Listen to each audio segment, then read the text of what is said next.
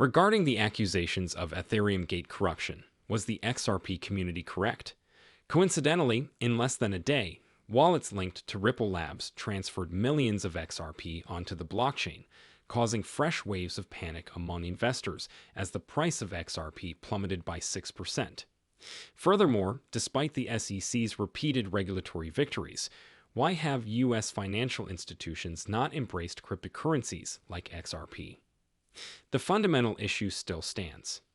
If the SEC tries to extend its reach outside of the US, will the UK, France, and Australia file amicus briefs like they did in the Morrison case? Even though the SEC and Ripple have finally produced a collaborative proposal for the next lawsuit phase. Follow me through to the conclusion to learn more. Check out this new video right now if you think this sounds like something you'd be interested in. Greetings to all, and welcome to our channel where we discuss the most recent developments regarding XRP and the cryptocurrency industry as a whole. If you are watching one of our films for the first time, we would be happy to extend a special greeting to you. To ensure you never miss another film, we cordially ask you to press the notification bell. We are announcing that 200 XRP will be given away on this channel. Simply like this video, subscribe to the channel, and comment with the hashtag XRP to be eligible to participate. The winner will be revealed on November 15th. Jake stated in a post on X that the Ethereum Gate controversy was accurate, as reported by the XRP community yesterday. Unexpectedly, he underlined that the Ethereum Gate controversy might surpass FTX's.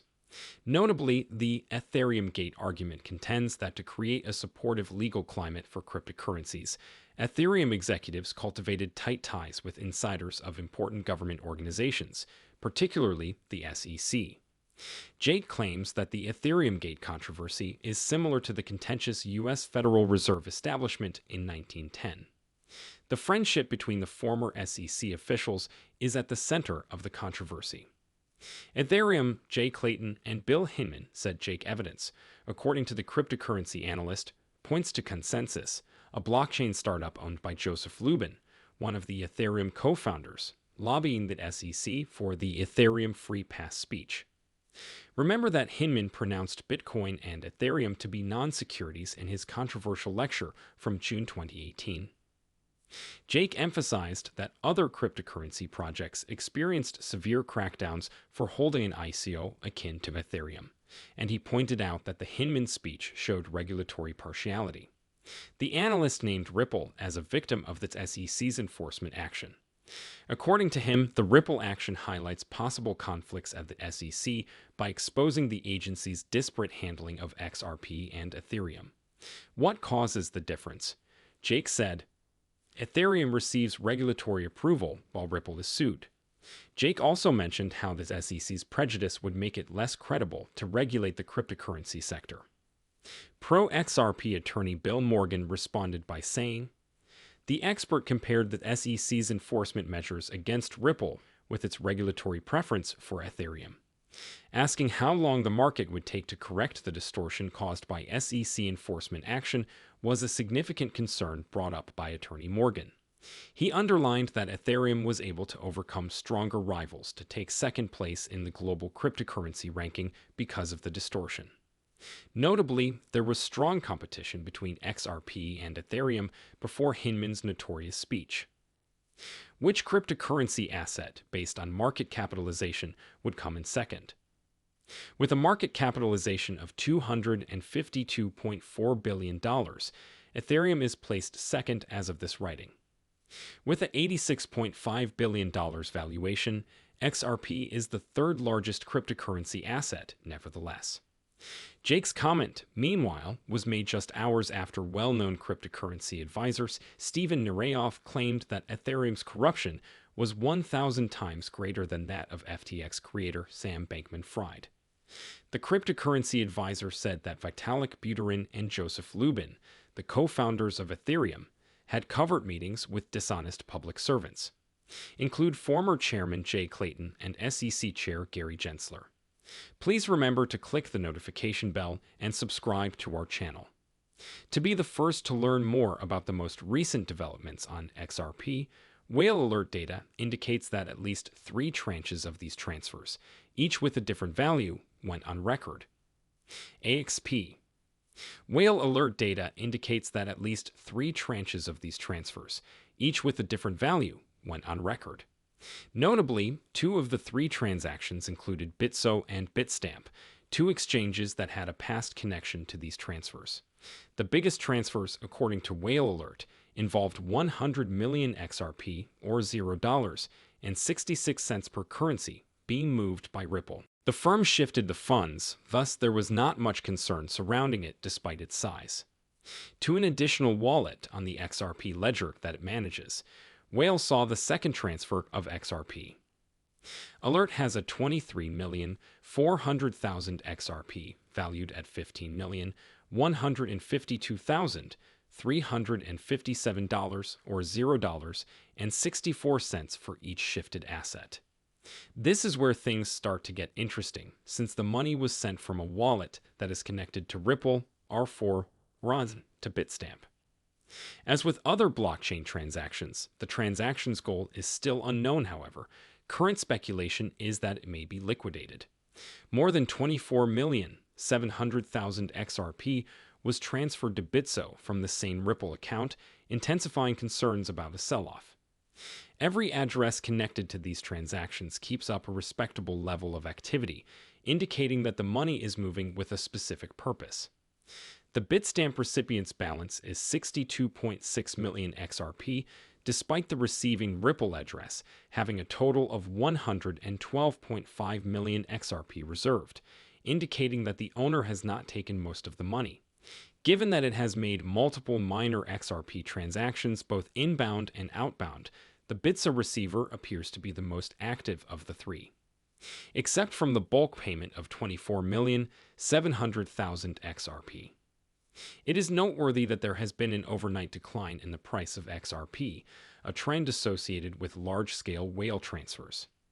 As of this writing, XRP is trading for $0.64, a decrease of 6.68% over the previous day. The coin's trajectory has been thrown off, and its market capitalization is currently estimated to be $34 billion. Even with this dismal forecast, XRP continues to have positive trading volume, a statistic that has increased by 64.4%. On the XRPL, XRP whale transfers from Ripple and other parties are frequent, and the price volatility that follows is the result of market participants reacting hastily. A bullish rebound ought to occur when purchasers start to tilt more in the direction of the XRP's favorable trends. The CEO of Ripple made clear that even after winning a legal battle against the SEC, American banks are still hesitant to work with cryptocurrency. In addition, the CEO of Ripple emphasized that even after winning a court battle against the SEC, American institutions are still hesitant to work with cryptocurrency. He claims that this is because of the government's more general position. Therefore, big organizations would stay away from cryptocurrencies until they heard from the US government clearly on things like XRP. In particular, Garlinghouse said that banks are still wary because they believe that authorities, such as the Options Clearing Corporation, are against the cryptocurrency industry. He stated, "They're like, look, even though you won the case, the US government is still against cryptocurrency." The OCC is not in favor of cryptocurrency, and American banks won't participate in any significant way until that changes. Yasin Mosbarak, the founder of Desert Capital, responded to the CEO of Ripple's comment by stating that the present U.S. administration might not lead to the acceptance of cryptocurrencies. It might take a different White House administration to see any real adoption of XRP and crypto in general in the United States, said Mobarak. Remember that this past July, a federal XRP was declared non-secure by the court. Experts contend that the whole cryptocurrency industry benefited more than just Ripple and XRP. The CEO of Ripple also observed that other nations increased their market share by enacting clear regulations and drawing investments in the cryptocurrency space, whereas the United States continues to view cryptocurrencies with skepticism. He voiced worry that by failing to provide a supportive regulatory framework, the United States is losing out on the opportunity to take the lead in the cryptocurrency sector. I don't think the window has passed for the U.S. to be a leader, said Garlinghouse. However, I believe that as time passes, these other marketplaces will welcome entrepreneurs because they desire expansion. However, the CEO of Ripple is still optimistic that within the next 10 years, the United States will create a favorable regulatory environment for cryptocurrencies. In the meantime, he restated Ripple's intentions to keep expanding outside of the U.S. He specifically asked, "Why would I want to hire more and more people in the United States when the U.S. is making it hostile for me to operate here?" About the reasoning behind growing in the country in the face of a challenging operating climate. Like the SEC attempts to expand its reach outside of the United States, including the United Kingdom, France, and Australia, will these countries file amicus briefs as they did in the Morrison case? This is the key question of the day. Submit amicus briefs in the same manner as the Morrison case. Please remember to click the notification bell and subscribe to our channel to be the first to learn more about the most recent developments on XRP, Securities and Exchange of the United States. In a letter to Judge Annalisa Torres, the Commission and Ripple Labs jointly proposed a timeline for the remedies briefing and discovery in their ongoing legal dispute. The schedule for the remedies discovery phase is provided in the proposal. As to the letter disclosed by renowned legal specialist James K. Phelan, the parties reached a consensus that the discovery would encompass information that occurred before the SEC accusing Ripple of breaching securities laws. Notably, the SEC suggested conducting the remedy-related discovery within 90 days of the court entering a scheduling order. In addition, the SEC is looking for information on what transpired after it charged Ripple formally in December 2020. Ripple retains the opportunity to submit a request for an extension of the discovery deadline, in addition to filing an opposition to the SEC's post-complaint discoveries. The parties also decided that Ripple would have 45 days to serve Anthony Bracco's superseding report when the court entered a scheduling order. To be clear, Bracco testified regarding the case's remedial stage as of last year.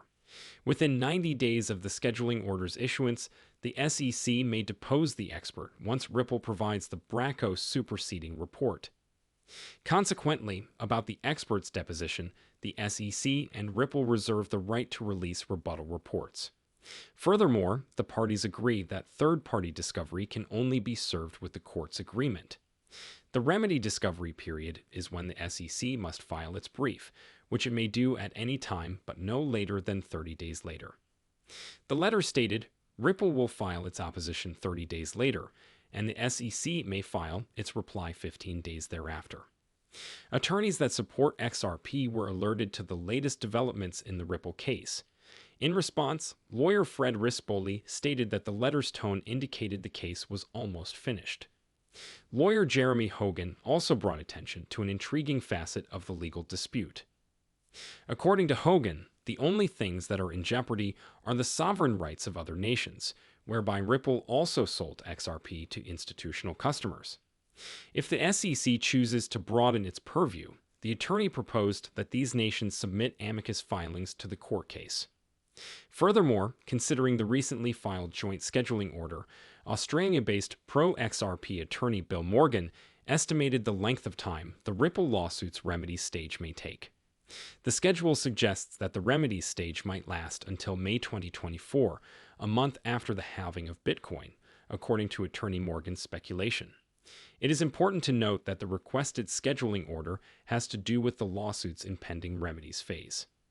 The case will decide how much of a fine Ripple should pay for breaking securities laws in the past when it sold $770 million worth of XRP to institutions. Although the SEC is requesting fines totaling $770 million, Ripple may try to lower the sum. Prominent legal experts, such as attorney John Deaton, anticipate that the blockchain corporation will attempt to claim an exemption for its allowable business costs and institutional sales of XRP that occurred outside of the US. Verify that you enjoy the video, and don't forget to click the notification bell and subscribe. This is a huge assistance for the YouTube algorithm. By sharing this, you can also assist in enlightening others in the same way that you have been enlightened. video to as many people as we can. Let's spread this news far and wide. People, if you're a true enthusiast of cryptocurrencies, make sure to watch all of our stuff. I'll see you tomorrow to discuss the most recent news that affects our community as a whole.